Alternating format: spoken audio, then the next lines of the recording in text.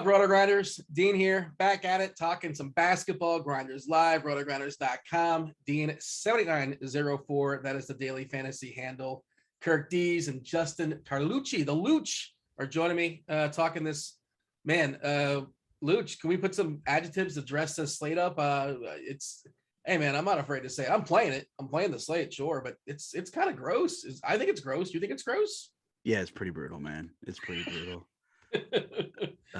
Anyway, yeah, good to see you guys again. I owe you an apology.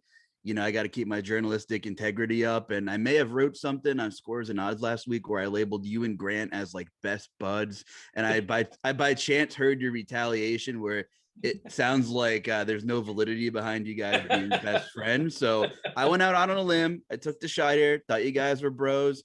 It appears that I am wrong. So that's my bad. Grant and Dean, not friends, in case anyone was wondering. It made for an awkward conversation between me and Grant. Like, are we bros? Are we buds? Are we? Let me just add to that. Kirk and Grant, good friends. Oh, geez. Now you got to twist the knife in on me. I'll have you know, I don't want to show off, but I may or may not have slid into the DMs of Grant today, and he may have answered. How about that? Wow. Look what I started. I stirred the pot. Move over the Bachelor and Love is Blind. We got like bring back the MySpace top friends, you know, drama and all that stuff. I used to crush MySpace. I had one friend, Tom. Oh no, I had. It was like whatever girl I was trying to get was in my top. Would you adjust? Would you move the power? Oh yeah, that was like the thing. That was the thing. That was like how you flirted, like, you know, and stuff. I just moved you to number 2. Like, you know, what are you doing tonight? Yeah, like you better reply, you know. Or, yeah. Is your account still active? Can I find it now if I search? No, I'm so pissed because I had all my pictures from like all that time period all on there, and I tried to find it this last year during COVID. Yeah. There was like 10 pictures survived out of like 100 whatever deep, you know, 100 plus or whatever, and it was because they transferred everything to like a new server or something, a new when they redid MySpace, and like some of it got lost. And most of mine got lost, so it's terrible. You know, blame Justin Timberlake. Yeah. Didn't he buy it? Doesn't he own MySpace? I think he bought it. Am I making that up? And we have a Google machine. Did you have the MySpace there, Justin? I don't have it. I had MySpace. Well, not now. Oh, well.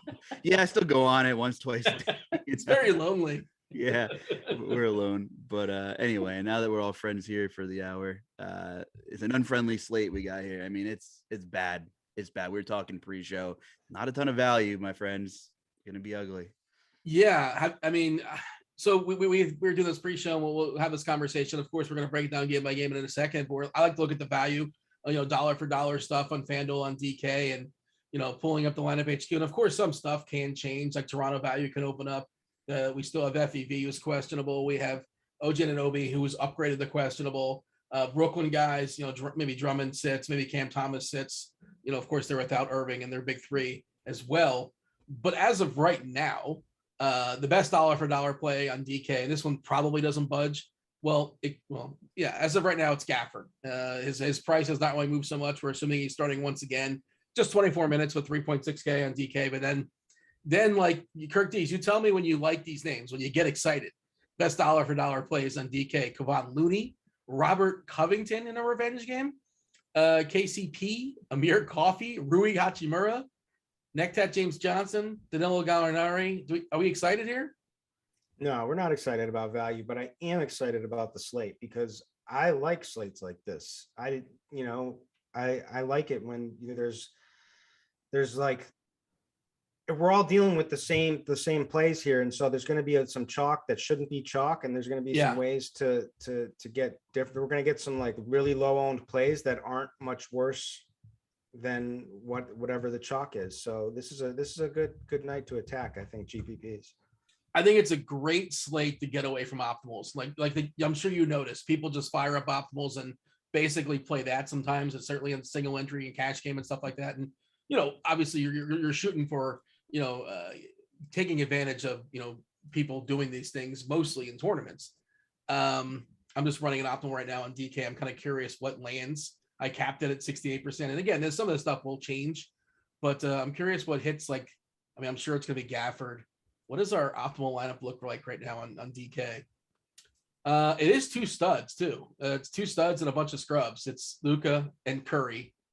And then Scotty Barnes, he should be fine as is. And of course he can get upgraded if those Toronto guys are rolled out, or at least one of them. And then the aforementioned Kevon Looney and Covington and Gafford, one of the Hawks wings. I don't want to fully give it away. And of course this stuff will change, but yeah, Justin, what do you think of that thought process as far as what Kurtz is throwing out? It feels like it's a good day to get away for where optimals are, at least right now. Yeah, I will. I'll take a day like this over a pre-deadline, 4 guys from the same team under 4K and play like the Spurs and how the Nets were. I'll take that every day of the week. Like it's especially, it just makes it more challenging. There's, I don't even know what the word choice is, but Kirk pretty much nailed it. And, have to use your brain a little bit more, go through your processes, and it's fun. I'm just like going down a rabbit hole here and looking at like Robert Covington and whatever Ty Lue is doing, but it's like he's flopping quarters between Covington and Batum. Like Batum starts, but Covington closes. He's like the closer. It's just bizarre. I mean, we're digging that deep in terms of like guys we might think about playing today. So we'll have to check out ownerships, and I think things will be pretty much spread out, at least in like the mid-tier stuff.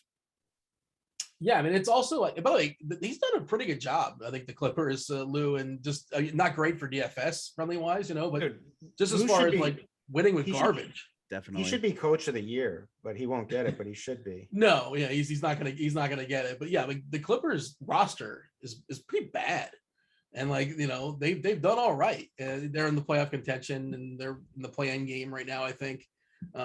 Yeah, I mean it's a when you're relying on Reggie Jackson and like Marcus Morris to take a ton of your shots, you shouldn't be winning many games, and they are. So good for him. He's done a good job. And of course the matchup against Houston, a team that they played a lot recently. They pummeled them about 2 weeks ago or so, and they beat them on Sunday as well in a closer game. Obviously positive environment facing the Rockets. We have all the games starting by 8:00, and then of course the back half of the TNT doubleheader. You got to put the Lakers on TNT again. Is this rated? They put the ratings like TV for. This is MA, right? It's got to. We got to stop with. I know they traded DeAndre Jordan after that horrific pass. They didn't trade him; they dumped him, right? But yeah, Curtis, it's not getting any better for the Lakers, right? It's just this is what it is. It's terrible. No, but I like it. I kind of like watching them implode. Like hide the kids and yeah. And so I mean, it's you look at the slate overall, it should be on TNT because I mean it's Luca against LeBron. At least you have 2 main star power players, So this is a TNT game. Well, Golden State Minnesota is probably gonna be more fun to watch, but I hear you. Yeah, I hear you, but I'm just saying you can't be mad at them for putting it up there. The good news about this slate is I am locked in on this Houston Clippers game because I normally don't play DFS on Sundays. Sometimes Saturday. I usually take Sunday off, but like I said, I was Stevie's NASCAR package, which is excellent, which I love, which happened to have a bad day because not Stevie's fault, but because of all of our cars wrecking, right? Like every good play was wrecked. You can't project the crashes. Well, no, that's I mean that I know. So what somebody can, I'm sure. But so I was on massive tilt, and then I played. So I was like, all right, what's next? And I went in and I fired up the NBA slate, and I got smoked on that. But I did watch every second of that Clippers Rockets game. Oh boy. Yeah, on Sunday early evening. Well, you can watch it again tonight if you want to. The third helping in like a matter of 2 weeks or so.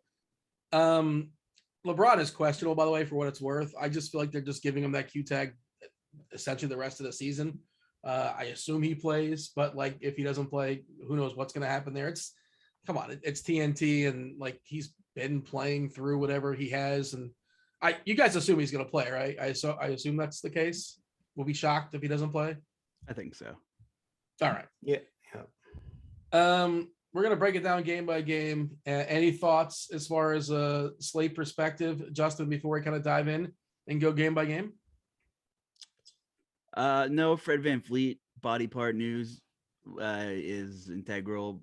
I mean, they're running this Brooklyn matchup back. the Nets got slaughtered last night.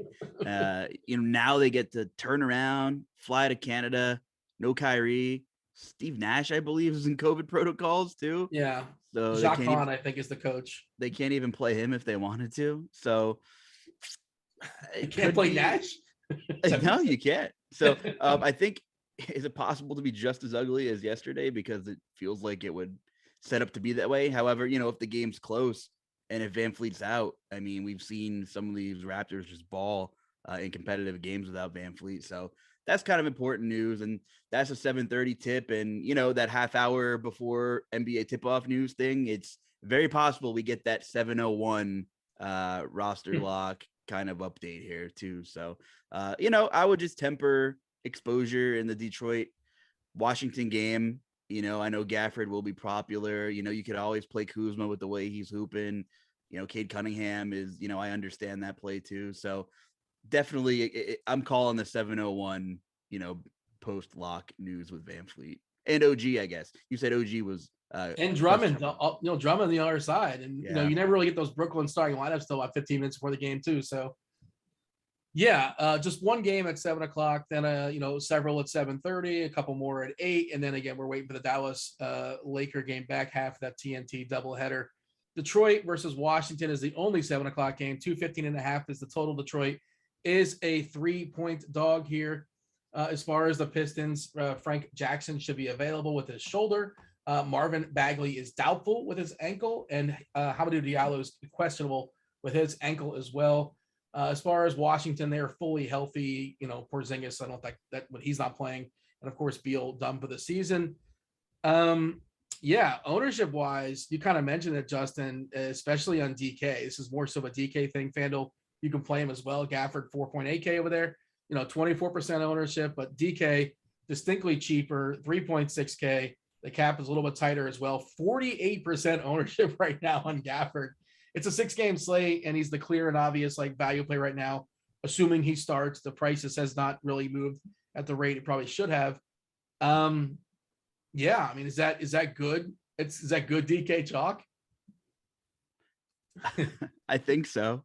I'm gonna probably resort to having my Daniel Gafford shares and not overthink this. We've finally seen his minutes in the 20s for consecutive games that he's played. And I think that's the move. Probably not going to get too cute. See a lot of blips on the lineup HQ page. So it looks like a bunch of our analysts are on him, except Kirk Dees doesn't have him tagged as a conviction play. So Kirk Dees? At least I'm on DK. Because I don't want to just do the same thing same play that everybody else does. It was like, okay, everybody, I'm usually the last. I'm usually like the last in there, and so it's like, all right, everybody's got Gafford covered. All right, no biggie. Yeah, same here for the PGA stuff. Sometimes that's like a meansy core play. You know what I mean? It's for sure. Yeah. So we like Gafford though, but no need. I'm not taking a stand, is what I'm saying. But right. Well, you're supposed to take a stand as an analyst. Kirk Dees. You can't just be sit on the fence and just go, I don't know, I'm gonna flip a coin. I've got other plays. But if you're playing one lineup on DK, you're probably playing Gafford. I mean, he's the value now, and he's good. He should be good chalk. I mean, he hasn't flashed a major ceiling. The minutes are up. He got 29, then 24. It's an average matchup for him against the Pistons overall from a center standpoint. The better side is to take the center on the Pistons. They're like the Wizards are the 4th best matchup for opposing centers. So, maybe that's something you think about doing here. A little beef stew tonight, a little Stewart maybe. I mean, I guess it would help if Bagley's out, right? If they're a little bit thinner. I mean, I don't. Or Kelly O. We're gonna have to talk about too. Well, yeah, that's the thing. Is it's just sort of tricky to figure out Detroit's rotations. They generally just play their 10 guys, and they don't push the guys too hard. And even the 6, 7, 8, 9 guys get probably too many minutes. Olynyk is one of those, right? It's and everybody's just going to 5 or 6K. I just don't. The Pistons are one of my least favorite teams to talk about, but sure, I agree, it's fine. Sell me on beef stew. What makes you think beef stew? We're projecting 28 minutes for him, which fine. He's not going to get over 30 most likely, but he's priced that way. It's the 4th best matchup there is. It's he's going against a front court that, doesn't do much of anything right. They give up a ton of fantasy production. It's not the greatest play because he doesn't have, he's not the highest fantasy point per minute player, but he's also doesn't have, massive minutes upside. I mean, it is nice to see he had 30 minutes and 29 minutes in the last 2 games. You're just looking to get a little leverage on Gafford. Maybe Gafford gets in foul trouble or something happens and he outscores him for the point per dollar. I mean, there is a $1,400 price difference. So it's not a play I'm excited about. I'm just, thinking some ideas through. But Kelly O was amazing. But he was also extremely efficient, which is not usual Kelly O. But, he only had 24 minutes. Yeah, he did 40 fantasy points, but, he could have more of a minute ceiling in this game, in theory, like you said, with Bagley potentially being out isn't Hamidou Diallo on the, he's questionable. And that's the thing is like, we're projecting 21 minutes for Hamidou Diallo and 21 minutes for Kelly. So 21 of those Diallo minutes will get delegated. Of course, they're not going to go straight to Kelly. I guess he would get a couple, right? Like Livers would get a couple as well too. And like McGruber might get a couple. And again, it's just, there's not one direct beneficiary. But Kelly probably gets 23, 24 minutes, depending on how well he's playing, that kind of thing. And I guess he can get there. But yeah, I mean, like Hayes is playing 22, Joseph 25. Why are you playing Corey Joseph at this point? Like, what's the point? But whatever. I just don't understand what Detroit's doing. See what you have in some of these guys. Like Joseph, there's no point, but they're going to play him. So just got to deal with it. But do you have, Justin, is there somebody clearly on Detroit that benefits if Diallo doesn't play? We have a Bagley out for what it's worth. He's doubtful. I just kind of think it's the same scenario. You having Bay, Cunningham, and Jeremy Grant active is tough. It's tough to figure out, who's going to have the game if you're playing single entry, because I mean, Bay and Jeremy Grant are fairly priced, mid 6s. They're not going to pop on anything while all 3 of them are healthy. But we know there's like 6 to 7x upside. In each of those guys, Cunningham's the most expensive piece on DK of the 3. But who am I to say he's not going to crush the Wizards? I mean, it's totally possible. It's just I don't think Diallo's absence, while all 3 of them are also healthy, with Kelly Olynyk like having a role again, kind of makes the process a little murkier here. So it's tough to pick one. I don't mind them in this matchup. I don't mind some run backs, if you're correlating in lineup HQ with Kyle Kuzma, which I'm sure we'll get to the Wizards momentarily, but there's no one for me that clearly sticks out in Detroit. I'm okay with if you don't have any exposure for like 3 max type stuff. Kelly, by the way, played 24 minutes that last game. He did not play the back half of the fourth quarter. He did not play any part of overtime until the last 6 seconds when he had the walk off. And that's just, it's just sort of the tricky thing with figuring out Detroit. There was Hayes, Grant, Bay, Stewart, and Cunningham. Also, Cunningham, just under 33 minutes, including 5 minutes of OT. So he played 28 minutes. Did also want to mention Gafford, that game where he played 28-29, that included 4 minutes in overtime. So he's had conditioning issues. So they're going to basically cap him at 24-26. Doesn't mean you can't get there in 24-26. He probably should. He's a fantasy point per minute guy. Yeah. But just, I don't think they would play him 29 regulation is kind of what it's getting at as far as Gafford. Ownership wise, for Detroit, nobody getting a ton. The highest number is Bay at 14%. This is DK, Cunningham at 11, Stewart at 10, Grant at 4. And I'm jumping over to FanDuel as well. I don't think there's anybody. Cunningham at 18%, 7K. Yeah, I mean, Bay at 13, Grant.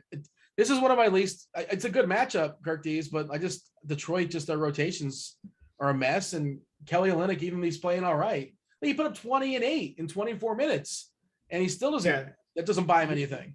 He was extremely efficient. Like he had a great game, but like maybe just with Diallo being out, maybe he gets a couple of extra minutes, but probably not because they just have a log jam. Like it makes you think, oh wow, Bagley and Diallo are out, but they still have Grant and Sadiq Bey, and it's like they've had this log jam of 4s. It's crazy what they've done to this roster. But anyways, Jeremy Grant on FanDuel, isn't he cheap over there? 5'9", but he's. I don't. Yeah, I don't know how good he is. He's fine, and he doesn't get a lot of peripherals. I think he's okay at 5'9". Like, you excited about it? No, but I don't mind that at all. I think that's a decent play. And Sadiq Bey's minutes are just great. Like Sadiq Bey is like the minutes on this team. I mean, He that you played can 33, count on. 34 regulation last game. Yeah. What about No, I'm not crazy about anyone. Kyle Kuzma, yes. I mean, it's just from a straight you're looking at a completely elite usage player with this when now that everybody's out, or there's no Beal, and there's no one, he is the scoring option, number one option. So you just look down his usage stats and they're crazy. I mean, he's flashes 35, he had 31% last game. I mean, he broke the slate the last two slates basically against Cleveland and San Antonio. And he is, if this game stays competitive, he's going to be going, he's going to be chucking. I mean, you look at his shot totals, like the last few games, he's just chucking. And so, and he's been rebounding, and this is a good rebounding matchup for him too in this one. So yeah, you have to like him. Now, I think people may be getting a little bit higher on him now. And so that's why I kind of like a player in the next game that we'll probably talk about on my home squad. That's just a little bit more expensive, but who could that be?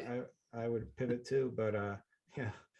But I mean, it's hard not to. I mean, Kuzma has massive ceiling, so that's what we're looking for. So yeah, I'm on board.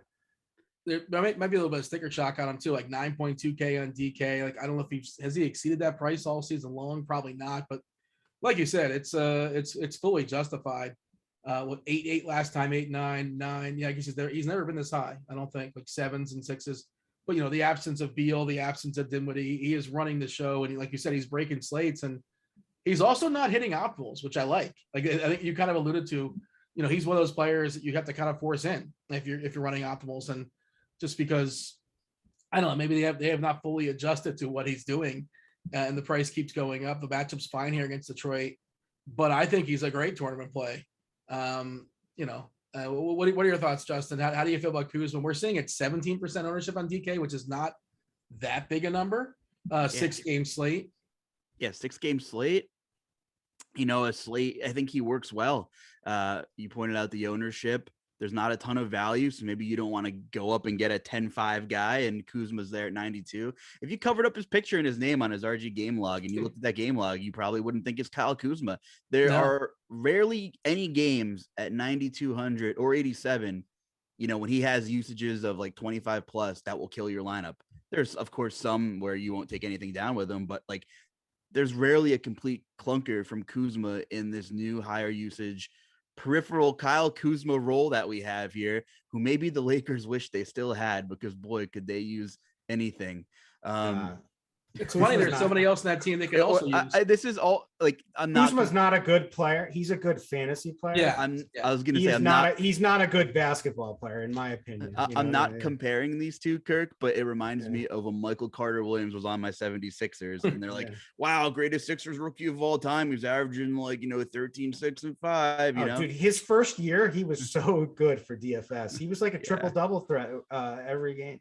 Somebody famously called him the next Jason Kidd. I can't remember who it was, but like in a tweet, it was like one of those like freezing tweets or cold whatever. Takes. Yeah, cold takes. Well, it's funny because the next Jason Kidd. Ben Simmons turned into Michael Carter Williams. It's like funny how it works. So anyway, I like Kuzma for tournaments. Good price, fairly low ownership for a 6-gamer. And by the way, I just ran the Court IQ numbers with Grant, Cunningham, and Bay sharing together. There's like 500 minutes of it, which is a lot. Jeremy Grant is the clear point per minute guy when they all share. Now I know some of them are staggered, and you mentioned that rotation. I don't know what exactly they do, but you can. I think by default, and seeing that, Jeremy Grant's probably my favorite Piston of the three. It's a decent matchup against the Wizards. I mean, when you were rattling off the case for Isaiah Stewart, I mean, the Wizards aren't really that good defensively by any means. The first month of the season, they were ranking pretty highly in defensive efficiency, and everyone was saying, wow, what a bunch of great moves by the Wizards. Like, this is going to be historic. And then things kind of regressed to the Wizards, that we know. So I don't mind Jeremy Grant, but I'm not in a rush to play these guys, but I do like Kuzma a lot. I'll probably be landing on him. Like, do you have any reservations of playing Kuzma with Gafford in this one, guys, like together as like a 2-0, or you think you I'm can okay do with it? He's too cheap. It doesn't matter. So it's like that spot really doesn't matter. Like he's the chalk. So if you think he's going to bust, then you certainly could, run different scenarios. But I don't think he's going to bust. I think it's too hard for him to bust at that price. We're talking Also Gafford, right? Yeah, Gafford at 3. I mean, Yeah, I Kuzma can agree. bust for sure, but it's so like that's the important spot. But I don't think it really matters to add Gafford in or not. Gafford is, the nice thing too is that Detroit is 26 in opponent made blocks per game. So like maybe he gets a little, an extra block or two in this one. That's more for FanDuel Yahoo play. But I don't know, whatever. I just think he's just so cheap. He's getting the minutes now. Bryant is not playing much minutes behind him. That was the switch they made. We were on the show when we forecasted maybe it was going to be Ish. No, Yeah. it was Gafford. Do you want to play that game, the Howell Neto, Ish Smith? Like they're going to chop up those 48 minutes. Do you have any? I mean, they're both kind of fine, but like, I don't know what to do with it. You probably don't need either one. Yeah, I would probably lean. I've been waiting on Ish, to take over this role, and it's just not happening yet. So I've tempered off. I've been keeping my eye on it, but so I guess I would side with Neto, but it's not something you're excited about. Speaking of former Lakers, we're talking about Kuzma that the Lakers probably could use is like KCP is chalk tonight. Again, speaking of how poor or rough the value plays are, he's 4.4K on FanDuel. On DK, I believe he has the same price. Yeah, he's 4.4 there as well. We're looking at 24% ownership, 33 minutes at a KCP revenge game, sure, against Detroit. Why not? And, not this great fantasy point minute player, but he's pretty cheap. He's reliable. He's steady. He's 0.75. And that's another one. And it's a revenge game. Yeah. That's another one of those players, Jerk D, is like, what are the odds that KCP is the guy? Like, I lost because KCP broke the slate. It was back when he used to play for Detroit, and Stevie TPFL he was the KCP whisperer. That just dates my he knows everyone. if you've listened to the Morning Grind for years and years, that season, like when he was on the Pistons, Stevie was the KCP whisperer, and he broke slates back then, but that was a long time ago.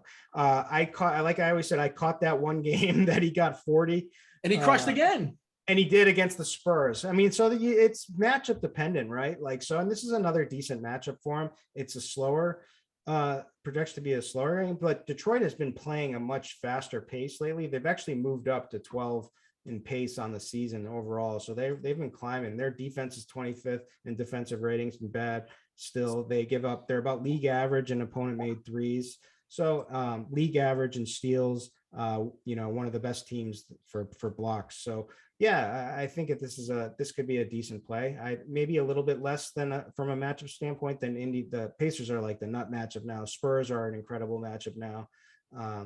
And Detroit's just a little bit below them. I mean, no surprise as two ceiling games have come on the right side of variance when it comes to chucking on his threes. 5 for 8 in that 40-point game, 4 for 10. And if he, is he going to make his threes? He's not going to make his threes. I don't know. Like maybe. There's really no way of forecasting that, but that's kind of how he hits his upside. Justin, your thoughts as far as KCP? Anything else in this game that's worth focusing on that you want to shine a light on? No, I'm indifferent right now. I mean, I understand he's just so volatile. I don't know. I would have super anxiety rostering all three of those Wizards, and I think I'm going to be on Kuzma somewhere, and definitely Gafford. So I don't know if KCP is going to make the cut, but yeah, if he goes for 24, 25 DK points, like there's a very good chance he could be optimal in some smaller field stuff with the way tonight might shake out. So I get it, but I'm not thrilled about it. We spent enough time on Detroit and Washington. Let's talk about Atlanta, Boston. 226.5 is a total.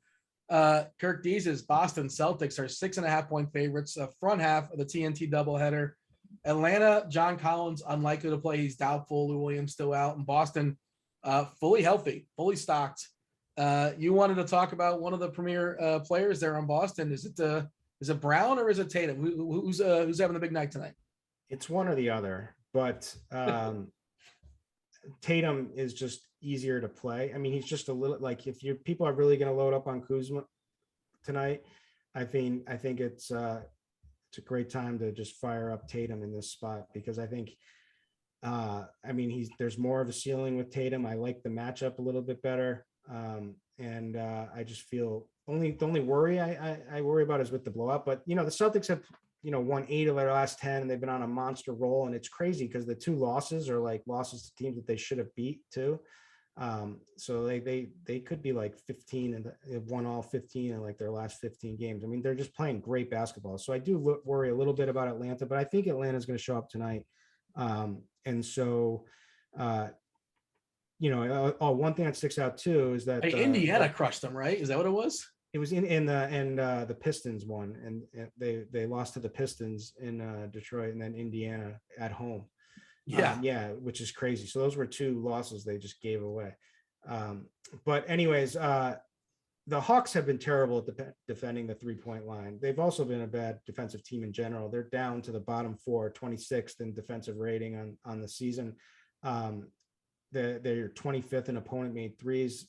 This just feels like a Tatum spot to me in this game. I don't really think they have, I don't think that any of their guys are going to hold them down. DeAndre Hunter is probably going to get the assignment.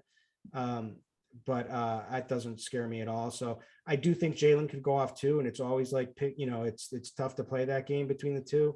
But I think Tatum brings a higher ceiling to the table. And I really like the spot from him shooting threes tonight in this one. So I'm on board with Tatum.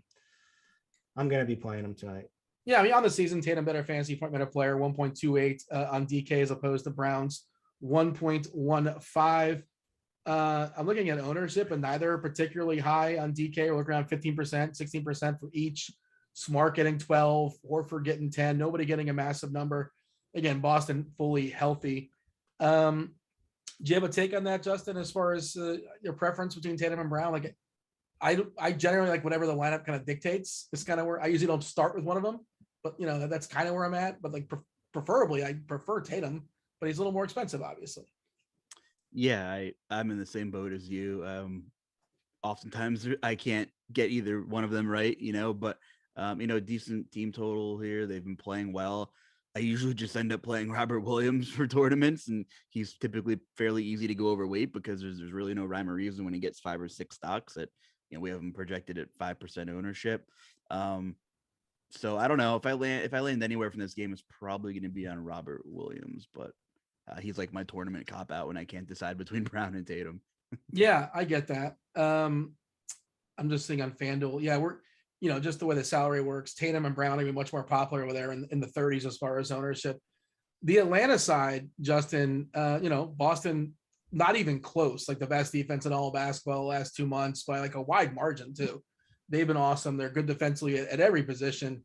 Trae Young is pretty much, what do you want to say? You can only suppress him so much, obviously. Matchup proof, I guess, is what I'm kind of getting at. But I don't know if this is a game where he gets a ceiling. And then, you kind of want a ceiling. If he puts up 48 points, that's not going to kill you, but that's not necessarily ideal either. What do you have as far as the Hawks? We're assuming Collins does not play. He's currently doubtful. Yeah, and Trae Young does get a boost without John Collins. We have seen him have some monster games. With how good defensively Boston's been, I agree. I just don't, gun to head, I don't think we see a ceiling game here. I don't have a ton of interest on this side. I don't hate DeAndre Hunter per dollar. He's getting the run, he's getting the minutes, sub 20% on this slate. I'm not crazy about the matchup, but we haven't projected for 35 minutes, and that's the intriguing thing about Hunter. Bogdanovich just a little bit too expensive for my likingness in this slow, tough matchup. So really, like, not a ton of collective interest in this game for me. As a Sixers fan, I will say I'm impressed with the way Boston's playing defensively. I mean, the last 6 weeks plus. So I don't love a ton on this side. Kirk, you got any runbacks with Tatum? I like Bogey Bogdanovich, just from a usage standpoint, from also watching the games. Without Collins, he's kind of the real beneficiary here. He actually had a really good game when DeAndre Hunter was ill and didn't come back in the second half in one of those games. But he's earned more minutes. He's playing. He's kind of the forgotten man because no one wants to play somebody who doesn't start. But he's got nice minutes upside anyway. His usage has been insane. He's got a clearer path to scoring. I forgot to mention, I do kind of like Marcus Smart tonight. I think tonight, like if you get 30 points from Marcus Smart tonight, that could kind of work. And so I think tonight's a decent night to play him. He does usually play Trey pretty well, and they does usually have minute upsides when they play, because they lean on him to guard him. Now Trey has cooked him in some matchups. He's held him in some. Trey has cooked. So I do have some interest in Trey, as a bring back. And he's project. I mean, what do you have for ownership on him? Because I thought he would be low owned at 10K, but he's 12% on FanDuel for Trey, and on DK 14%. Okay, so that's not too bad. But I was seeing some other places where he's like 20%. So we'll see. But I'm fine with Trey at 10K. Like for tournaments, I'm good with that. Like the matchup stinks, obviously, but for a tournament, and he's going to be relatively low owned, and we know he could put 40 actual points in the bucket, like, and in addition to like 10 assists. So he's got that upside. And you just run it with Jalen or Jason. And I think Capella's a little interesting at 6'1" still on DK. Assuming with Collins being out, he's going to chop those center minutes with Okongwu. He's been on the right side of him of late. There's a chance he plays 30 minutes or so. Again, not a great matchup, but we've seen Capella thrive, have 15 and 15 and 4 kind of games. Like those happen, and then the price is cheap enough where I'm okay throwing a dart at it. But otherwise, Justin, like the wings on Atlanta, they're all just sort of filler for me. Yeah, there's too many of them that are healthy, right? And even with the absence of Cam Reddish, a disgusting play on this slate would be, like otherworldly disgusting would be using a Kongwu over Gafford, because like Capella has just been sacrificing that fourth quarter run in a lot of close games, and I don't know why. I think one of these grinders lives I was talking about that wherever Capella goes, everybody ends up hating him, right? Got ran out of Houston because he couldn't shoot and he screwed up Harden, and now he's like yielding fourth quarter minutes to a Kongwu, and Kongwu's not awful. I get it. If you run back the tape on grinders, I was spitting off that he's wouldn't even be a starter on most teams, that James Harden made him. That was always my take with Capella. The PNR was great. That's those two. Yeah. And he has been on the right side of the minutes, although, he's been trending down, majorly this second half. He did, and then the last game on Kongwu, crushed him in minutes. Now the game, that was a blowout, right? Well, I know the game, I was getting there. The game did blow out, but there is also a lot of talk about like Okongwu being their center of the future and unleashing him for more. When will it happen? I don't know, but I don't think that's really that gross of a play when I think that's a good pivot, Luch. I think that's a great call. Gallinari, Bogdan, DeAndre Hunter, Trae Young played until about, 3 minutes left in the game. Okongwu actually got pulled with 3 minutes left, so they valued him to get him off the court and put Jalen Johnson in for him. So like, you don't feel great about it, right? But we have him at 1%. A couple 20-point DK games and a 34 bomb. And if there's a chance your Celtics just hammer Atlanta tonight. Atlanta's really bad on the road. I think it's plausible. So I don't know. Can he run dual value centers and hope Okongwu's just not god awful? Maybe. Capella could just grab a couple early fouls. Like that's something that can happen too. Like, that's how a lot of backup centers are good fantasy point minute players. They just need that opening. And centers tend to draw a lot of fouls as well too. So, and Okongwu in the season is a good fantasy point minute player, better on FanDuel, obviously, 1.05, 0.98 on DK. Yeah, I don't hate it. And he can absolutely outscore Gafford in 20 minutes, like a 20-28 split. And also there's a chance he plays 24-25, like you guys were talking about. There are scenarios. And that's kind of the slate, because like, again, I don't think you play the slate by the chalk as it stands right now. Like the chalk builds is not great. And I think I'm going to try to get away with it, get away from to some degree. We got anything else there? Do we want to focus on Kirk Dees, or shall we move on? No, let's that game was kind of easy. Well, here's a fun one that's not easy. It is, well, like it's just a lot of if this and if that. Brooklyn, Toronto, 218 is the total. Of course, the back half of the back-to-back, both these teams traveling back to Toronto into Canada. Toronto is a 9-point favorite. I I said yesterday, what do I know? I said, oh, Freddie VanVleet's going to play one of these two games probably. We didn't play yesterday. He's questionable again tonight. We'll see. OG Anunoby, I thought he was going to be out longer than what it was. They said out indefinitely, but I think Toronto's used that word a couple times, and then all of a sudden here these guys are back. He's got that finger, and he is questionable too. DJ Wilson, for what it's worth, is questionable. On the Brooklyn side, Cam Thomas and Drummond are also questionable, but Brooklyn does have still like plenty of big guys. Like if Drummond doesn't go, like they have LMA and Claxton and Griffin and Day'Ron Sharp, and all four may play. So I don't know if any of those guys will be interesting anyways. But yeah, Kirk Dees talking about the Raptors, and same situation as yesterday. If FAB and Anunoby are out, I think, and assuming Malachi Flynn starts, he would probably become the most popular play on DK at 3-1. Yes, is kind of scary, but after the minute, I mean, he was on pace to play a ridiculous amount of minutes, and he did play big minutes anyway, and he looked good. And this Brooklyn team is probably the worst basketball team I have ever seen play. And I watched every minute of that game. They are worse than the Lakers.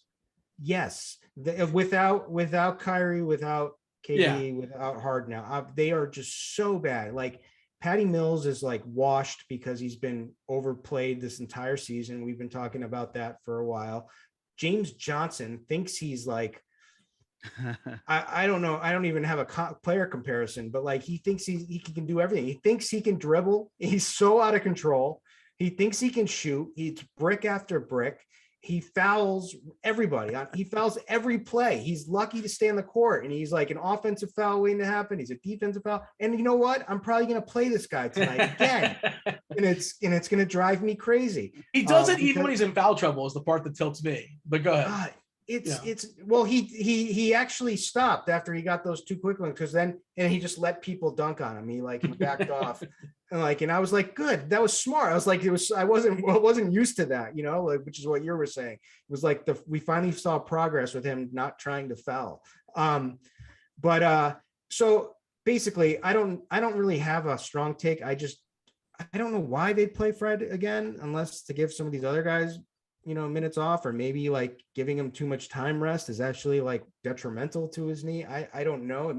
You would think they would just be resting this guy in this game, because it should be a game that they win pretty convincingly after spanking them last night. But, maybe Brooklyn comes out a little bit different, but they just don't make many adjustments. And I just don't think they have any players to really keep up with this squad. So if this game is tight, there's going to be a lot of fantasy goodness in it, and Gary Trent he could have had a massive game if he played in the fourth quarter.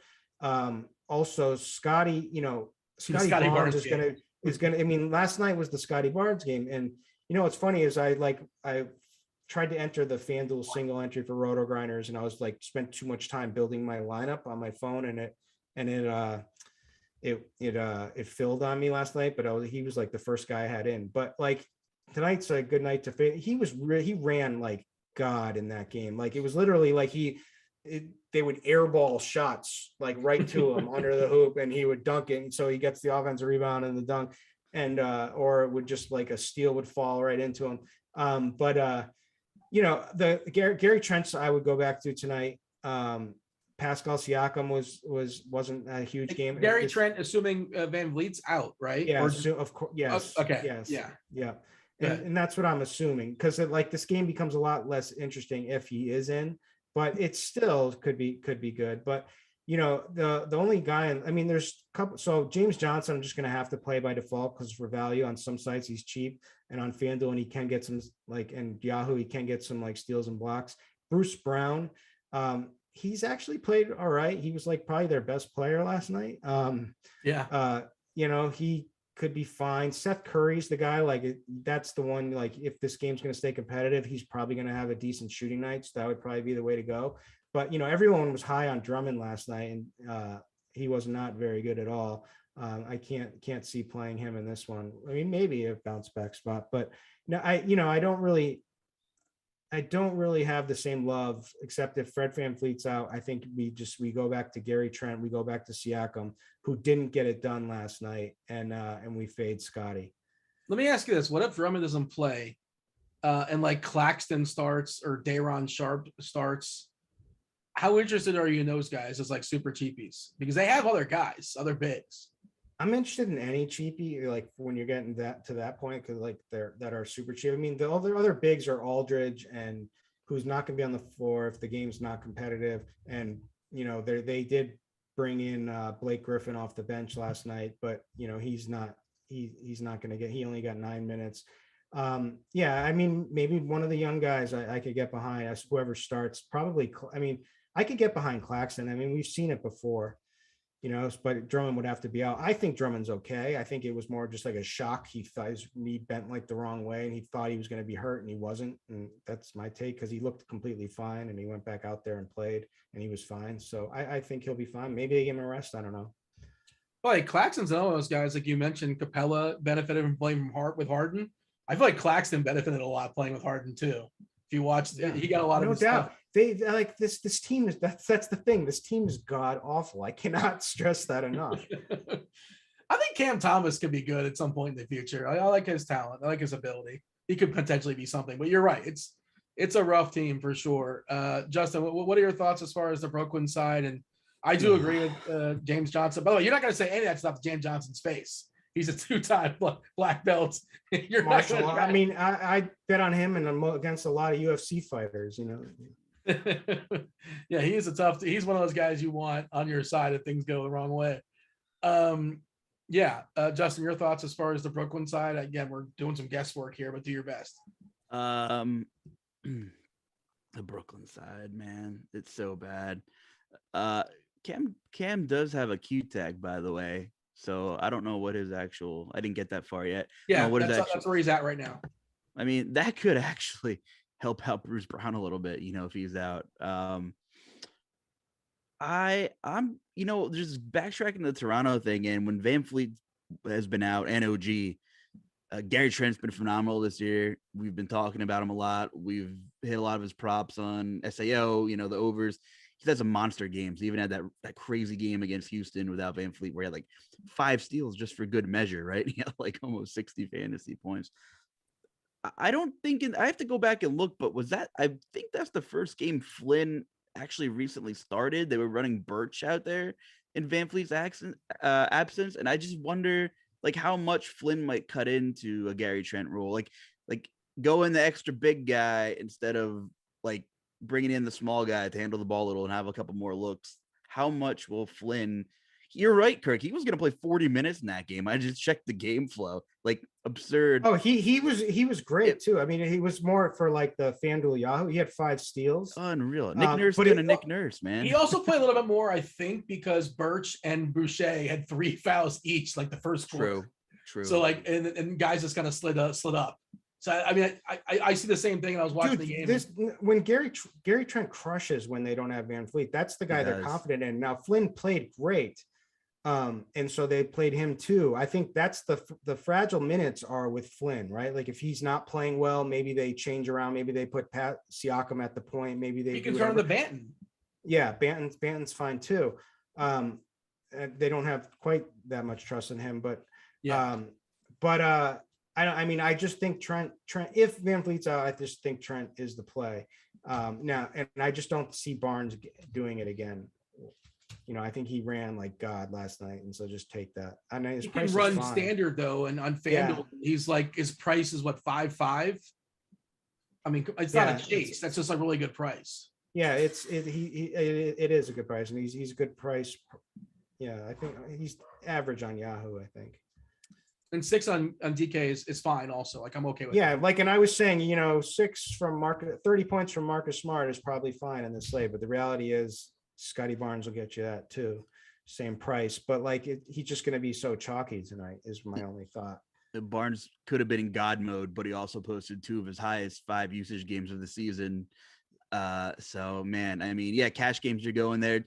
If Van Fleet's out, Trent definitely gives you that safe floor. Like, you got to feel good about playing Gary Trent in the mid-6s without Van Fleet and OG. But yeah, I mean, Flynn was going to play.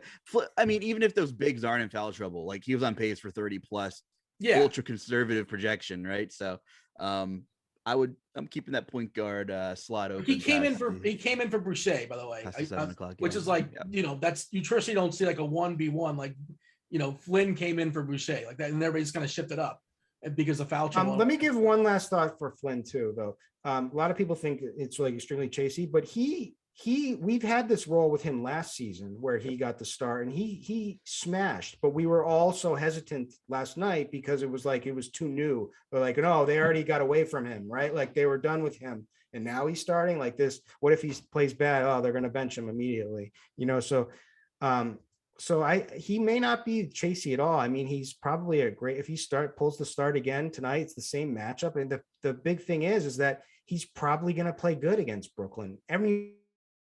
Against Brooklyn. And it's like their guards are some of the worst defense. Only good guard is Brown. And he's going to be on Trent. And so it's going to be either Curry or Patty Mills, which are like the two best defensive matchups like you can get in the NBA. By the way, Bagley officially ruled out. Diallo available to play. Frank Jackson available to play. And Washington starting lineup, we do have Gafford starting alongside Halo Neto, KCP, Kispert, and Kuzma. Two last quick thoughts. You're absolutely right about Flynn. I don't think it's chasing at all. Like I'll throw him in whatever I'm playing for sure if Van Fleet's out tonight. You go to lineup HQ, you look at what he did last season in minutes, 20 minutes a game and up, absolutely crushing it. We were playing this guy like 6K. I know things were different and there's a ton of body parts out for Toronto last year as well. But how can you not love it if you get 30 plus against Brooklyn? Someone's going to have to play. I mean, honestly, some of these starters played a lot more than any non-Nick Nurse team would have during last night's massacre. Even like 20-point game-ish, like fourth quarter, like they were still running. These guys played a lot, even when it was a complete slaughter. It could be ugly tonight, but like, what are the odds it's going to be worse than last? I mean, it was bad last night, right? It can't be worse, can it? So Nick Nurse is still going to run these guys because there just aren't a ton of bodies, and like Thad Young's not getting the garbage time, right? So I don't think. I mean, he's old, but clearly nobody likes him. So I'm in on Flynn. Let's do it. I think Drummond plays too, but I think if he doesn't, it's interesting. And maybe LMA starts, but it's a back-to-back and he's old and they probably don't want to run through him. But again, they have Johnson and LMA and Claxton and Blake and Sharp. So they still have plenty of big guys. But I'm really curious to see how that goes if Drummond doesn't start. And I don't think I'm going back to Drummond, but like in theory, like he's an awesome tournament play. Like nobody's playing him at 6'9" on DK. And we've seen him put up monster games. Just obviously last night he was horrific, and he's in that Kyle Kuzma bucket to a worse degree, where he's like a good fantasy player, but not great for helping teams win. Final word, Kirk Dees, anything else in this game, or shall we move on? Let's go. Golden State, Minnesota, 231.5 is the total. Minnesota is a 3-point underdog here to Golden State. Golden State without Klay Thompson, Iguodala, Draymond Green. Bielitsa is questionable. Minnesota dropped a couple Q tags for Vanderbilt and Edwards. So if Vanderbilt doesn't go, if Edwards doesn't go, maybe Beasley gets a little more run at 3-3. Elevation for guys like Cat and Russell. Of course, not necessarily this great matchup against Golden State. I'll throw it to you, Justin. Again, some guesswork here, but we'll start with Minnesota. What do you have for me? Just quickly, I think it's worth noting. I know shared screen is up at lineup HQ. I think maybe from time to time. Thanks, Steve. You're the man. But Malachi Flynn's not going to be anywhere in any of your good lineups right now because we haven't projected for 6 minutes because that's like based on Fred VanVleet news. So I just want to like throw that out there that he's not going to be in like anything optimizer spitting out right now. I don't know. Like Edwards had that injury right before the All-Star break, and then he played. Common theme, by the way. Everybody got hurt and played in the All-Star game anyway. Chris Paul just decided to go out there for some burn. I'm sure the management was thrilled about Chris Paul, playing a couple minutes in the All-Star game. So I think Edwards is going to play if I had to guess. I mean, he's been playing through some stuff. He's super cheap now, right? I mean, he was pushing 9K when there were some injuries with the Timberwolves pretty consistently. I know it's tough to pick between these three Wolves as kind of a spend up when they're all healthy, but Meansy joked that Westbrook's in salary relief zone. And I mean, Edwards has seen it deflated, which is crazy, but Edwards' price is down too. So I don't mind going there. We've seen him begin these heaters out of nowhere. Right when you're ready to write him off, he goes for 60 against Utah with like 5 steals or something and like a 30% usage. So I think Toronto's interesting. It's a pace up spot. Golden State has been good defensively, but I think it's going to be a really competitive game, and I might have some more interest on the other side of the ball. What do you have here, Kirk Dees, as far as Minnesota, and then feel free to jump over to Golden State. Okay, so from like, I think it's because the back-to-back is why they're, they put all these guys questionable. So I do kind of lean that Anthony Edwards is going to play. I think it just gives them some leeway to not play him if they decide to go that route. But if he doesn't play, you're going to see like D'Angelo Russell pop as like one of the greatest plays like tonight. Now I have some thoughts on that thinking, because I was like trying to think how the game would break down. And I was thinking like, okay, what are they going to do? Okay, it's going to be easy to just throw Gary Payton on D'Angelo Russell. They're going to let Steph guard Beverly. And so it might have to be Patrick Beverly night, like for the Wolves. So I'm curious to see how this news shakes out, because I think Beverly's popping as a decent value anyway right now, but I'll definitely certainly want to play him if that's the case. So the Wolves are like on the other side for Golden State. They're missing, they don't have Clay tonight. They obviously don't have Draymond still. So this is like one of the best matchups also. Like over the last 15 games, the Timberwolves are the leader in pace, and Golden State will run with anybody, right? So like if you're going to give them a pace up spot, they're going to be running. Also they're 25th in defensive rating. Their defense has been, in shambles. They had a really strong first half of the season out the gate, and and it makes sense with Vanderbilt and some of their guys, but they have just really bottomed. They're down to 17th in defensive rating on the season. They're 25th over the last 15 games. So this is not a matchup I'm scared of at all. So it makes me really, and plus the spread is tight, right? Golden State only -1.5. So we should be thinking that this game's going to be competitive. So I love Curry tonight. I don't really care about Pat Beverly, even though I think he may have to be better on the offensive end tonight. So maybe it doesn't matter. I'm not worried about with him on Curry anyway. But some of these other guys like Andrew Wiggins has come down in price because he's deserved it. He's played awful lately, but you get him against his almost former squad here. And so he's interesting. Kuminga's interesting. I don't know. I'm interested in some of these plays. So you guys sell me on some more of these Golden State games because I want to attack this game. Oh, Wiggins with like 5.5 on FanDuel is a really, really good play. I guess that's a direct pivot off of Barnes, but like you also might be packaging them together. But like that just seems too cheap, obviously.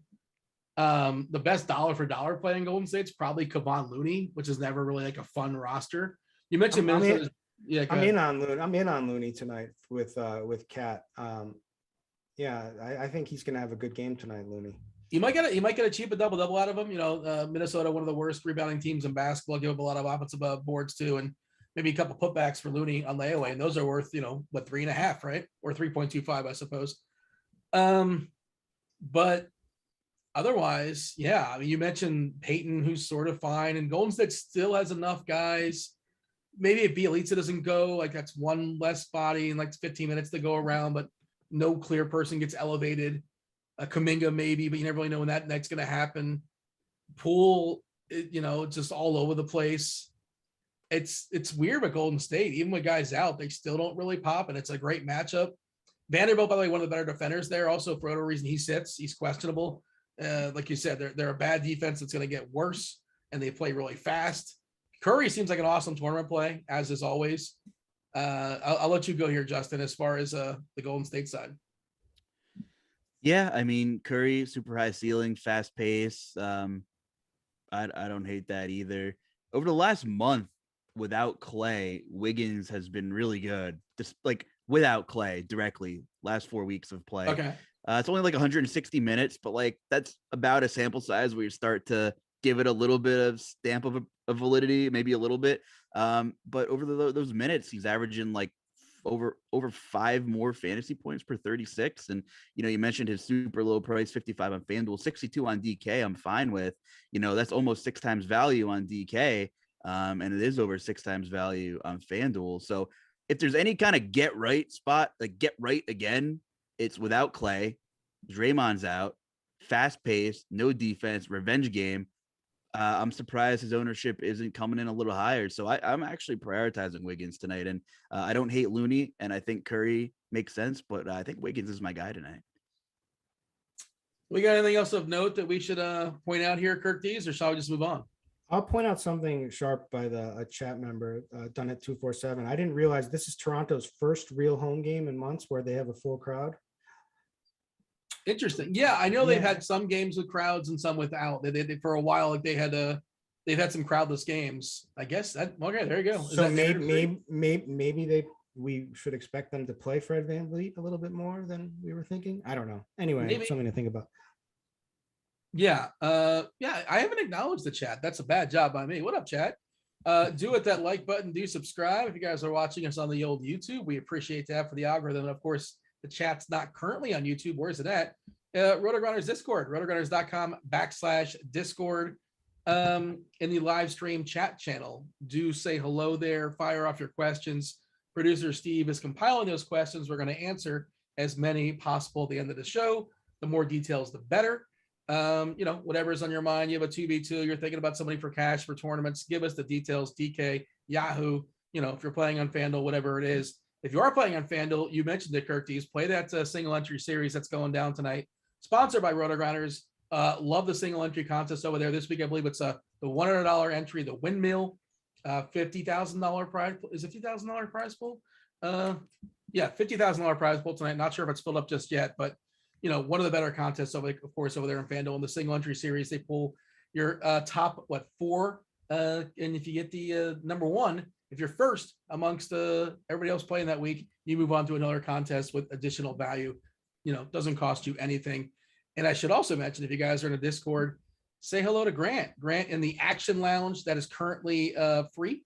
At some point, that's not going to be free, but he puts all of his bets every single day. Puts all of his bets. He talks about it on the 2:00 show. Check that out. Monday through Friday, 2:00. Grant does talks about player props and things of that sort. I join him on occasion amongst other people. And he's going to drop all his bets there in the Action Lounge Discord, which is right above the live stream chat, rotogrinders.com/Discord. All right. I wanted to plug one more thing. We're in deep negotiations with Rotogrinders for Kirk and Chops Court, I think it's called, the Discord group here. So I'll really, out. Yeah. Well, what's I want everybody to lobby whoever you can. Say we need Chop and Kirk. Is that premium or is that going to be free? Do you know? I don't know. We're in negotiations. We're floating out ideas both ways. Deep negotiations, though. It's kind of like MLB going down. I don't know who the Rob Manfred is, but good Lord, that guy's the worst. All right.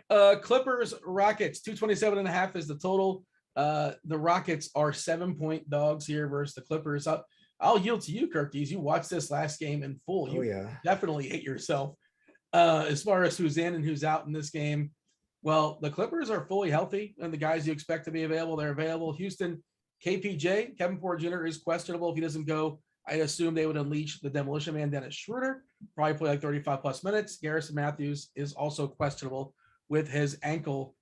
Well, Kirkies, you got some notes from the last game. Rjax is 8.2K now on DK, 7K on FanDuel, which is much more palatable. What do you have for me? All right. Rjax is going to be fine. He had like 44 fantasy points in that game or whatever, and he did absolutely nothing in the first half. He was horrendous. So there's meat on the bone here if this game stays out. Now, this game I stacked I had so many plays. I had so many busted plays in this game on Sunday because I was on tilt and I just lost everything. I played Luke Kennard. Luke Kennard was horrendous. So he just recently put up like 36 fantasy points against them. He was great. He was on pace to play good minutes, and he just did absolutely nothing. He couldn't even get the ball. Like, they were just totally shutting him down. They didn't want him to beat him anymore. So the Rockets, that thing that stuck out to me is the Rockets actually made an adjustment. So I was like, wow, they really made an adjustment. That's the first time I've seen that this season. So yeah.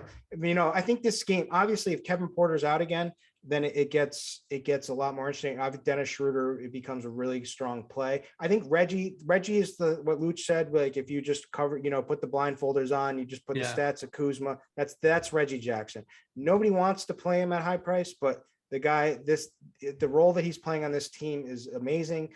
He's obviously, capable of throwing up a dud and having a bad game, but so be it. That's we deal with that. We move, we tilt, we brush it off, and we move on to the next day. However, in this game, Marcus Morris was horrendous. He started off with 2 threes, just did absolutely nothing. I don't know if these guys just like they didn't want to play on Sunday, but this game was like really low scoring. It was under 100 points each. I thought it was going to be a lot higher. We're back with another. I think it's not the weekend. They're fresher. I think this game is going to go absolutely bananas again tonight. So I want all the plays in this game. Terrence Mann had a monster first half, did nothing the second half, had some foul trouble, but like the opportunity in this game is there for him for like massive steals, blocks, and easy scoring. So I want him. Marcus Morris, I'll probably go back to a little bit tonight. I'm a little worried about it. Zubac was great. I don't see him doing 50 fantasy points again, but I think, we have minutes upside with him and so I think he's still priced decently. He's going to be on the court. He's a good fantasy point per minute producer. He is capable of some blocks, some offense. And I think no one's going to play Christian Wood, but like when Kevin Porter was out in the past, he played terrible on Sunday, and I'll brush that one off, but like I think he's an awesome low owned play tonight. I think he'll be low, and maybe he gets 15% tops. He probably comes in lower than that, in my opinion, but it is a 6-game slate, so that's good. So Christian Wood, I'm on board, definitely. And I think Amir Kofi makes a good play. I know he was playing really well in that game. He didn't put up a ton of fantasy points, but I think there's opportunity for him. So I think he's kind of a really sneaky, super low owned play. The Clippers are tough because you never really know. You mentioned Coffee, he closed, but there's a chance he doesn't close. And Batum we have starting, and maybe he doesn't close. You never really know who's going to close for the Clippers. That's kind of what I'm getting at. And a lot of it is just based upon who's playing well. Just so many dudes with Mann and Kennard and Batum and Bobby Covington. Arjax should close, right? But Coffee's another guy. Morris typically would. By the way, no Drummond. Drummond is out. Thomas is in. I'm really curious. It's a 3rd game in 4 nights, and it's a back-to-back for Brooklyn. Would they play? Would they start LMA? He didn't play a ton of minutes yesterday. It is 3rd and 4 nights, but whoever starts at center for Brooklyn is going to be interesting. And we're probably not going to know that until after 7 o'clock. That's my guess, because they tend to be close to the vest when it comes to releasing their starting lineups. But it could be Claxton. It could be Blake or Sharp. I don't know. But and also there's fragility to it because they have other guys. Anybody have a quick thought on that? I'm just happy that we're getting all of it. So OG and Van Vliet are out. Oh, okay. So Toronto, now Toronto's going to get a ton of ownership. Yeah, Scotty Barnes, all in. No, Gary Trent Jr. all in. Yeah. Well, Malachi Flynn all in. Yeah, there you go. Flynn's going to get an insane amount of ownership. You have a quick reaction on that, Luch? I think we covered it about as good as we could cover it. You really can't go wrong with any of them, because we saw a slaughter yesterday and they still played enough minutes to get there. And you would think if Barnes is in incomplete God mode, as Kirk was saying, then Siakam, God, what a stat line he had. He had 30 in the first quarter, 3 steals, 3 blocks. Jeez. So I don't know. The Nets are atrocious, but you would just think, can it be this bad again? It definitely could be. So no, I think Flynn, Trent, super safe at that price, and Scotty Barnes. I mean, God, that FanDuel price is right there. So yeah, we got to get some ownership updates, and we'll see how things are going to shake out. But Are we in the Clippers? Yeah. What do you have as far as the Clippers Rockets game? Feel free to go wherever you want to go with it. You guys covered a lot of ground. Reggie Jackson has been great. I think there's a lot to this Houston matchup he likes. You mentioned how bad that game was, Kirk. There was under 200 total points, and his 35% usage still carried him to be just fine. It seems like games where he's not getting there are blowouts for the most part.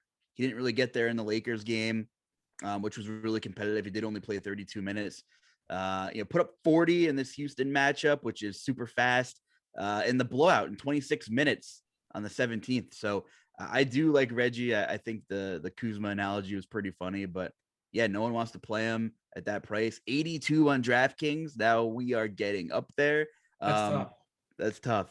But it looks like people are going to 7K on FanDuel. So yeah, we've just seen some monster games from almost everybody at some given point over the last month on this Clippers team, whether it's Zubac, Terrence Mann. This, like you said, this is a prototype game for someone like Terrence Mann who just wants to get out and run, rack up those peripherals. And I feel like this is a good Terrence Mann spot as well.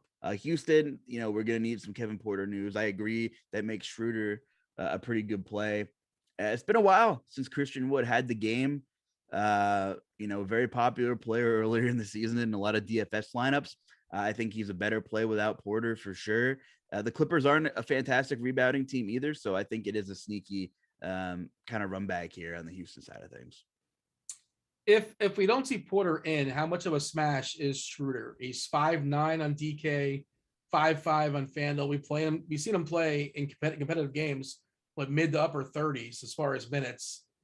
Is he the instant smash for you, or like is he a core play or kind of on the fringe? What do you think, Justin? I can't prioritize him over Malachi Flynn, at point guard. And I feel like Gary Trent's even a little maybe safer, maybe a little bit, but I definitely think he should, strongly be in your pool. He's a 6K player, when he has a role in an offense. He's a 6K player, and that's what he's priced at least a 6K player, I should say. So I think that's fine. And I think, you should definitely consider him if that Kevin Porter news drops. Kurt D, same question. I love him. If they're out, and especially, and if Gary Bird's out too, I mean, he's a scorer. We're not all in the shop in Kurt D's DM room. Who is Gary Bird again? These are some of the perks that will come with the in the Chops and Kirk's court. Garrison Matthews is Gary Bird. That's his nickname. I mean, he's the type of guy you build around. Now he is questionable. Now he was playing great in that game too. He's someone I'm interested in at 30 if he does play. I think it was just a minor ankle issue. I don't think it really looked bad at all. So we'll see. But if he plays tonight, I think he honestly is a good play. All right. But I love the Schroeder is like he's up there on my top plays tonight. Yeah, that's kind of where I'm at too. I think I feel pretty good about playing him if we see KPJ out, because the minutes have been awesome. All right, the hammer, Dallas, the Lakers, 216.5 is the total. Lakers are 5.5 point dogs here. Officially, LeBron is questionable. Dallas is without Ntilikina, Marquise Chris, a lot of fringe guys, Trey Burke, and of course THJ done for the season, I believe. Man. The Lakers have been terrible, Kirk D's, and it doesn't feel like, the slowest team in basketball that plays really good defense is a get right spot. What do you have for the Lakers?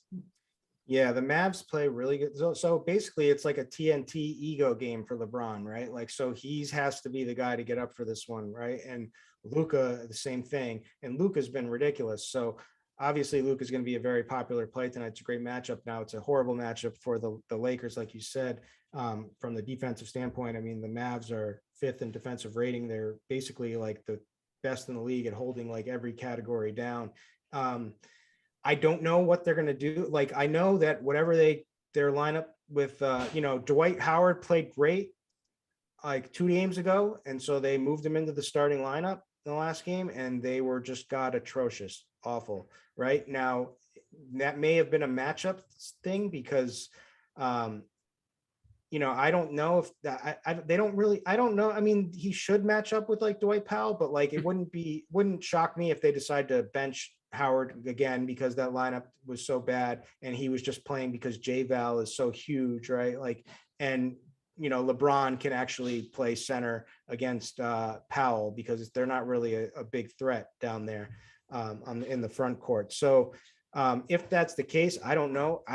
They started Austin Reeves last game, and then they wonder why they lose, play so bad. He's out there for spacing. He can actually give them some spacing, but he's not great, obviously. Malik Monk let me down. I think I touted him pretty hard in like a show that I did last week. I can't remember which one, and I know he didn't do very well. But he's like the guy that I keep wanting to go back to. He's the guy I think they should move back into the starting lineup. I don't know if they will. Regardless, they need scorers, and he's a scorer, and hopefully he can put it together in this game. He was god awful in their last game, has struggled for a little while. He did have that hot stretch where he was going bananas, but I still believe. All right, so I still believe in Monk, so I'm gonna have some Monk tonight. Westbrook, I don't know what to do with. I mean, FanDuel, it's just so funny what his price is there, right? Like so bad though, but yeah. I mean, how much you playing him, Dean? You playing cash? Actually, I'm not playing FanDuel tonight. I'm playing just DK only, so I don't have to deal with that dilemma. Okay. But I mean, what 6'6" over there? It's justified too. That's a justified price. He's $29 on Yahoo. You're not playing him. I know, probably not. Yeah, I mean, the only really good play in this game is Luca. We'll talk about him in a second. But Luca celebrated his 23rd birthday last night in LA. I don't know if there's any sort of remnants of that. Any sort of hangover, whatever kind of angle you want to work with that. If Howard starts again, and like this is another one of those, he's good fantasy wise, but not necessarily helping the team. You think he starts again? I guess we won't even know, right? Because it's 2 hours after the last game. Are you planning on playing Howard? Like, what are you doing with that? Because I think he's interesting if he starts, obviously, but there's also a chance he just doesn't play any minutes. That's possible. Not likely, but possible. What are you doing with that? Me or Luch? You. Oh, okay. Yeah, I don't know what to do. I'm speculating that he's not going to start tonight, but same. But I don't know. And so I don't really care. It's not like really a matchup I want to play Dwight Howard. I don't think this is a ceiling spot for him. Even though he's so cheap. So I'm not really worried about him. Yeah, I mean, he could put up like 12 and 12 and a couple. That's something he can do. But I don't know. There's also a chance he doesn't start, and I don't want to guess on that. But I think it's less likely he starts. But you look at the rest of it. You got to start 5 guys. You look at that roster, and it's like, who do I want playing on this team? And what year is it? Okay, no, I don't want Trevor Ariza in 2022. Jump in. Yeah, that lineup was so bad. It's all so terrible. Go ahead, Luch. Yeah, throw some lipstick on this Laker pig. I don't really want to talk about the Lakers.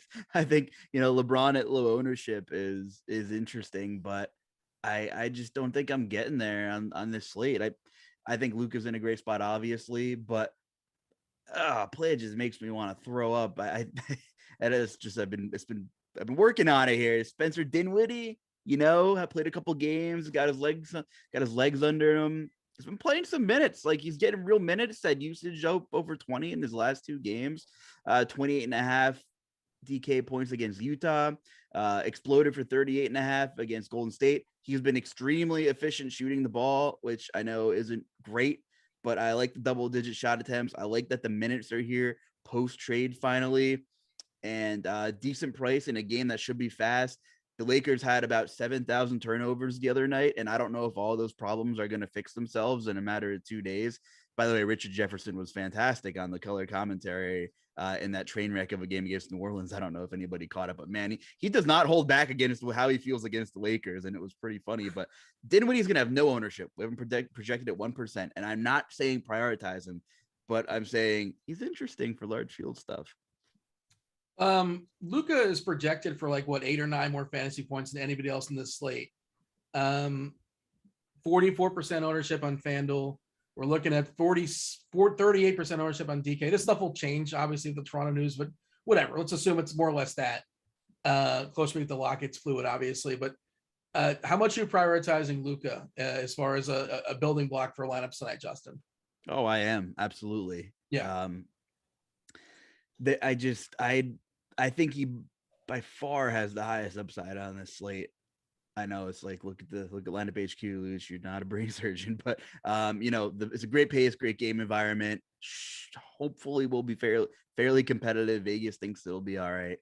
And I don't think he partied too hard. I think he'd much rather try to be the king of LA on the court against LeBron than I could be wrong. Did you guys hear the Chandler Parsons story about Kobe Bryant? Did you happen to catch that? No, I was going to click on it. It was really good. I've seen a lot of commercials for like the law firm that won his settle. He does some commercial for whatever law firm. Chandler Parsons does. Yeah, he's always. He has like $100 million contract. He's doing commercials for a law firm. He talks about it's one of those. I don't know. They have commercials all the time for it. But anyway, what did it say? I'll let you click on it. It's worth. I don't want to ruin it for you. Just go back and if you're out there watching it, I'll retweet it later or something like that. Question before we get to the other questions that are compiled, I have for you, Kirk Dees. How much are you prioritizing Luca? You're making that one main lineup on Yahoo, I assume. Is Luca likely to be on there? Probably not, to be honest with you. I'm considering him for sure. He's the top stud for sure. But like Steph Curry is like $15 cheaper. I can build a much, better, more balanced build. I haven't built now that like Malachi Flynn and like a bunch of that news finally broke the right way. But yes, I'm certainly considering him. I don't know how high of a priority. It depends. The slate has definitely changed now, so he may be more of a higher priority at this point. But I do worry a little bit about being the day after his birthday. But I'm kind of a narrative guy, So yeah. It wasn't Spencer Dinwiddie's birthday yesterday, was it? So maybe I love. He was probably at the party though. I actually love Jalen Brunson in this game. So Brunson, like he's was like smashing and was realizing he's a great play now without like Porzingis and everything. And then he throws in two like awful performances where he did absolutely nothing, but that was against Utah and Golden State. But he's left such a bad taste in everybody's mouth that I don't think that people are going to want to play him. Now, if Luca has a kind of a more down game, and they may try to put as much defensive pressure as they can on Luca. I mean, Jalen could just have his way with this team. So I think this is a really strong bounce back spot for Brunson. Yeah, I don't mind, Tim. But let's knock out these questions where we step aside and make way for crunch time. That's Rotogrinders Premium, rotogrinders.com. Check that out if you've not gotten a taste just yet.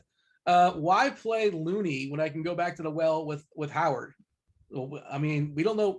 So we just kind of covered that one, I suppose, right? Like, I think Howard he might have more upside, I suppose, but the floor is really rough if he doesn't start. Let's see. I'll ask this one to you, Kirk Dees. Noto mentioned this in the expert survey about Boston being fourth or better efficiency against all positions over the last 10 games. This has me wanting to X out the Hawks. Thoughts?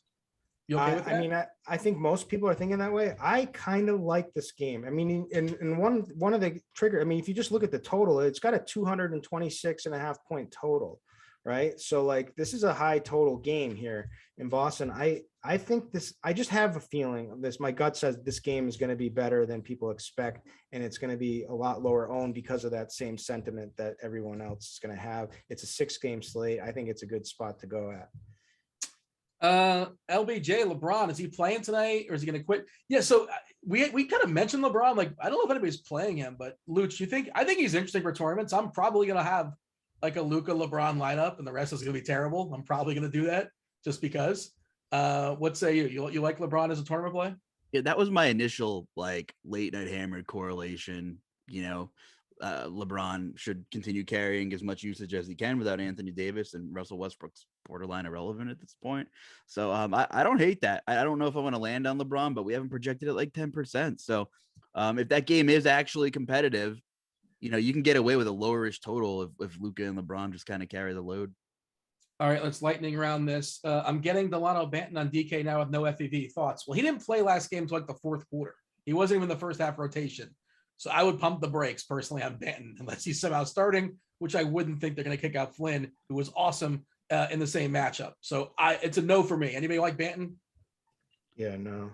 Okay. Kirk Dees, thoughts on Tate for tournaments, DK tournaments?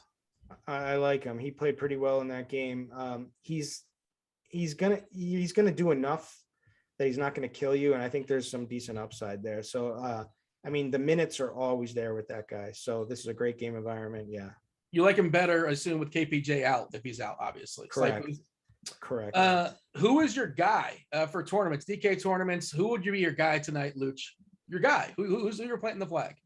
Who's my guy? I wasn't prepared. Is there somebody who sold yourself? You talk about Dinwiddie. I don't know if that's your guy. I don't know if you want to I don't think he's ever my guy.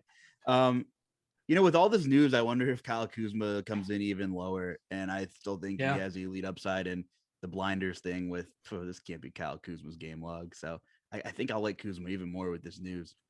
Kirk Dees, how much are you playing that FanDuel single entry contest tonight? If you are, the best stud to spend up on FanDuel, the single entry series.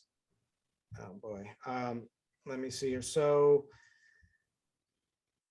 I mean, I don't want it to be Luca because I'm gonna say no stuff. I'm gonna say like play Jason Tatum and Pascal Siakam.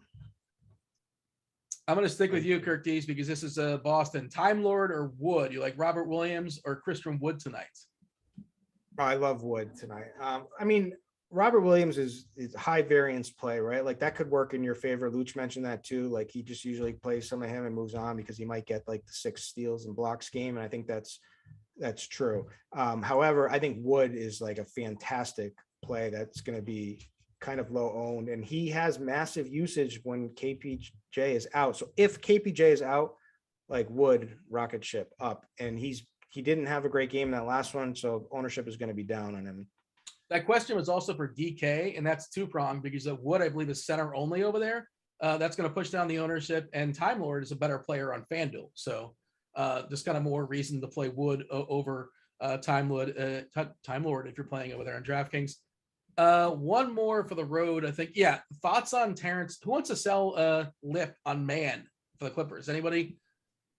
Easy play. Let's do it. I'm in. Okay, you're in. He was absolutely. This is the perfect game environment for him. So this game performed 28 points lower than what their total is tonight, right? Like, so the game played sloppy. It was Sunday, and like looked like they were all hungover. Man had 28 fantasy points at the half. He was doing everything. So he's a higher energy guy that's going to get a lot of steals and blocks.